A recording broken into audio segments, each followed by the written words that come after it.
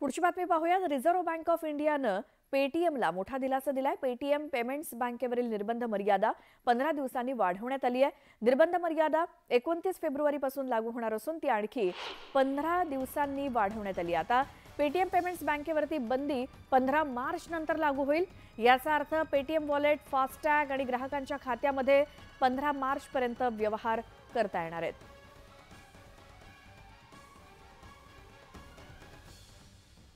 मात्र ही मुदतवाढ 15 दिवसांची देण्यात आली आहे। मात्र 15 मार्च नंतर कोणकोणत्या सेवा बंद होणार आहेत त्यावरती एक नजर टाकूयात। 15 मार्च नंतर ग्राहकांची खाती बंद होतील पेटीएमची।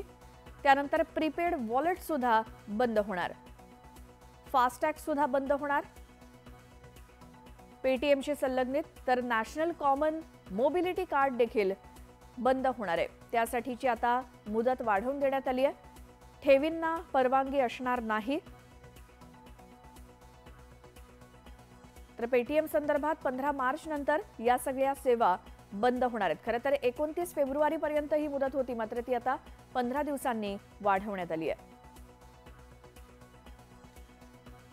बरं, या होत्या कोणत्या सेवा बंद होणार त्या। मात्र 15 मार्च नंतर कोणत्या सेवा सुरू होणार, तर भागीदार बँकेकडून खात्यामध्ये परतावा येऊ शकेल। त्याचबरोबर कॅशबॅक ही सेवा सुरू होईल 15 मार्च नंतर पेटीएमची। त्याचबरोबर व्याज मंजूर ही देखील सेवा सुरू होईल आणि वॉलेटमध्ये जमा केलेली रक्कम ही वापरता येणार आहे।